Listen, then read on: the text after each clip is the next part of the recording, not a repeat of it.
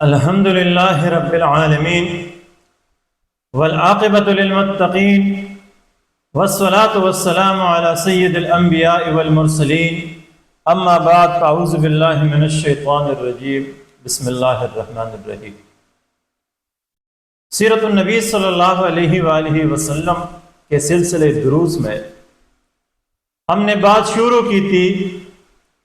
کہ رحمت للعالمین امام الانبیاء امن کے داعی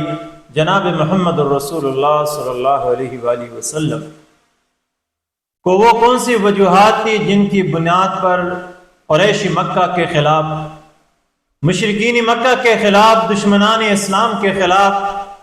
شرپسند عناصر کے خلاف تلوار اٹھانی پڑی،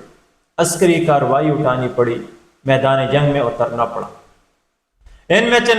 چند وجوہات پر ہم نے پچھلے کلاسز میں بات کی تھی، آج اس پر مزید بات کرنے کی کوشش کرتے ہیں۔ مسلمانوں نے، مکہ کے وہ مسلمان جنہوں نے مکہ میں اپنا سب کچھ چھوڑ کے مہاجر بن کے مدینہ منورہ آ گئے تھے رسول اللہ صلی اللہ علیہ وسلم کے ہمراہ،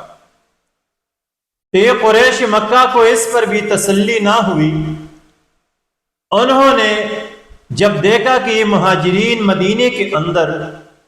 امن و امان کی زندگی گزار رہے ہیں اور روز بروز طاقتور ہوتے جا رہے ہیں، انہوں نے مدینہ منورہ کے اندر شرپسند عناصر کی طرح، تخریب کاروں کی طرح، مسلمانوں کے دشمنان اسلام کو دھمکیوں کی طرح ان مہاجرین کو بھی دھمکیاں دینی شروع کر دی۔ انہوں نے مہاجرین صحابہ کو بھی پیغامات بھیجنی شروع کر دی، انصار کو بھی دھمکیاں دینے لگی، اور مہاجرین سے کہا کہ یہ مت سوچئے کہ مکہ مکرمہ سے ہجرت کر کے آپ ہمارے ہاتھوں سے نکل چکے ہیں، بلکہ عنقریب ہم مدینے کے اوپر بھی حملہ آور ہو جائیں گے اور مدینے کے اندر آپ کو تباہ و برباد کریں گے، قتل کریں گے۔ یہ دھمکیاں صرف مہاجرین تک نہ تھی بلکہ رسول اللہ صلی اللہ علیہ وسلم کے حوالے سے بھی تھی،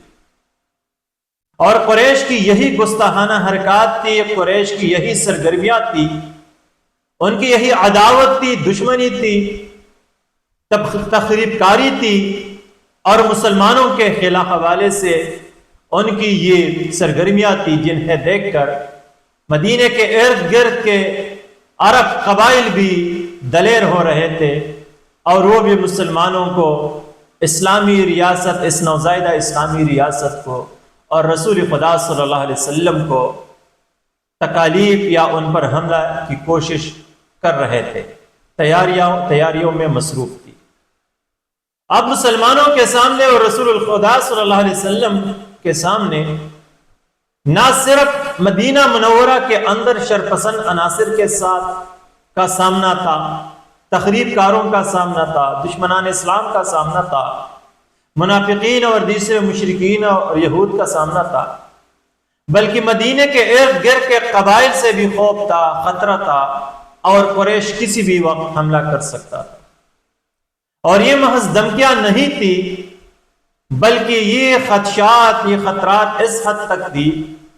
کہ خود رسول اللہ صلی اللہ علیہ وسلم کو بھی اور صحابہ کرام کو بھی راتوں کو جاگنا پڑتا تھا۔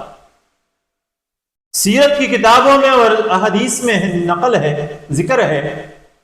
کہ وہ ایسی رات نہ تھی کہ مسلمان بغیر اسلحے کے سو جاتے، بلکہ اپنے سرہانے، اپنے ساتھ تلوار اور اسلحہ رکھ کے سو جاتے تھے۔ صبح کرتے تو اسلحے کے ساتھ ہی کرتے، اور یہ خدشہ تھا کہ کسی بھی وقت دشمنان اسلام خصوصاً مشرکین مکہ مدینے پر حملہ آور ہو سکتے ہیں۔ رسول اللہ صلی اللہ علیہ وسلم رات کے وقت پہرا دیتے تھے، جاگے رہتے تھے، حتیٰ کہ ایک حدیث مبارکہ میں ہے، بی بی عائشہ رضی اللہ تعالیٰ عنہ فرماتی ہے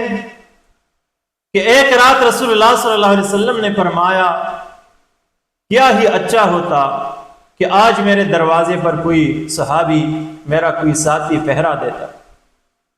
اتنے میں باہر سے کوئی آواز آئی، رسول اللہ صلی اللہ علیہ وسلم نے دریافت فرمایا کہ کون ہے؟ عرض کی گئی کہ یا رسول اللہ حضرت سعد بن ابی وقاص۔ رسول اللہ صلی اللہ علیہ وسلم نے پوچھا کیسے آنا ہوا؟ حضرت سعد بن ابی وقاص رضی اللہ تعالیٰ عنہ نے فرمایا، عرض کی اے اللہ کے رسول، دل میں خیال پیدا ہوا کہ آج رات رسول اللہ صلی اللہ علیہ وسلم کے دروازے پر پہرا دوں، تو اسی نیت سے آیا ہوں۔ رسول اللہ صلی اللہ علیہ وسلم نے آپ کے حق میں دعائیں دی اور پھر رسول اللہ صلی اللہ علیہ وسلم سو گئے۔ صحابہ کا یہ معمول تھا کہ رسول اللہ صلی اللہ علیہ وسلم کے دروازے پر رات کو پہرا دیتے تھے کہ کوئی دشمن خدا، دشمن رسول اللہ کو نقصان نہ پہنچائے۔ اور یہ سلسلہ چلتا رہا جب اللہ تعالیٰ کی جانب سے یہ آیت مبارکہ نازل ہوئی، وَاللَّهُ يَعْصِمُكَ مِنَ النَّاسِ، اللہ تعالیٰ آپ کو لوگوں سے بچائیں گے۔ تب اللہ کے رسول نے صحابہ سے ارشاد فرمایا کہ اب آپ جائیے، میری حفاظت کی ذمہ داری اللہ تعالیٰ نے لے لی، اور پھر یہ پہرے کا سلسلہ بند ہوا۔ غرض یہی وہ چند وجوہات تھی، ان وجوہات میں سے بڑی بڑی وجوہات میں سے جن کی بنا پر رسول اللہ صلی اللہ علیہ وسلم صحابہ کرام کو اللہ کی جانب سے جہاد کی اجازت ملی، جس پر ہم نے تفصیل سے بات کی کہ ایک طرف قریش مکہ نے مسلمانوں کو اور صحابہ رسول اللہ کو تنگ کر کے مکہ سے ہجرت پر مجبور کی، مکہ سے آ گئے، مدینے میں آباد ہو گئے، تو ارد گرد کے قبائل کو روکا کہ مسلمانوں کے ساتھ معاملات نہ کرے، ان کو دھمکیاں دی، مسلمانوں کو مکہ کے عرب کے اندر، مدینے کے اندر تنہا کرنے کی کوشش کی گئی، مسلمانوں کے اندر، مدینے کے اندر اپنے لیے دلال ڈھونڈتے رہے، لوگوں کو اپنے ساتھ ملاتے رہے، اور پھر یہ مشرکین مکہ مدینے کے اندر باثر لوگوں کو دھمکیاں دینے لگے اور مسلمانوں کے خلاف اکسانے لگے۔ یہی مشرکین مکہ تھے جنہوں نے مہاجرین صحابہ کو بھی دھمکیاں دی، انصار صحابہ کو بھی دھمکیاں دی کہ وہ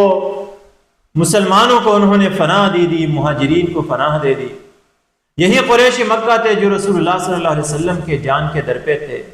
یہی دشمنان اسلام تھے جو مدینے کے اندر تخریب کار پیدا کر رہے تھے، مدینے کے باہر تخریب کار پیدا کر رہے تھے۔ مسلمانوں کو کیا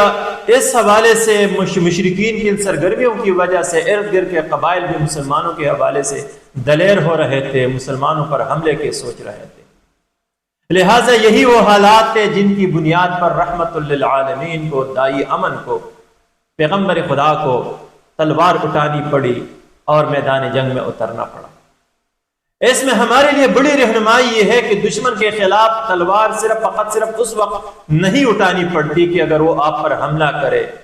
ٹینک کے ذریعے، توپے کے ذریعے سے، اسلحے کے ذریعے سے۔ محض میدان جنگ میں دشمن کا مقابلہ نہیں، بلکہ اسلام کی یہ تعلیمات ہے کہ جو دشمن خدا، دشمن رسول، دشمن اسلام اسلامی ریاست کے اندر تخریب کاری کی کوشش کرے، دلال پیدا کرنے کی کوشش کرے، کسی کو دھمکیاں دے، آپ کو بین الاقوام میں، عالمی برادری میں تنہا چھوڑنے کی کوشش کرے، آپ کو نقصان پہنچانے کی کوشش کرے، تو یہ ایک قسم کی تبلی جنگ ہے، اعلانی جنگ ہے، اور ان کے خلاف مسلمانوں کو کارروائی کی اجازت مل سکتی ہے۔ لہٰذا پیغمبر اسلام صلی اللہ علیہ وسلم نے جب اللہ تعالیٰ کی آیت مبارکہ نازل ہوئی کہ اذن للذین یقاتلون بانہم ظلموا وان اللہ علی نصرہم لقدیر، یہ آیت مبارکہ جب نازل ہو گئی تو رسول اللہ صلی اللہ علیہ وسلم اور مسلمانوں نے اب میدان میں اترنے، عسکری کارروائی کرنے، جہاد میں نکلنے کی تیاریاں شروع کی۔ رب کائنات سے دعا ہے کہ ہمیں سیرت النبی صلی اللہ علیہ وسلم کو اور پیغمبر اسلام صلی اللہ علیہ وسلم کی پالیسی اور سیرت کو سمجھنے کی توفیق عطا فرمائے۔ وآخر دعوانا ان الحمد للہ رب العالمین۔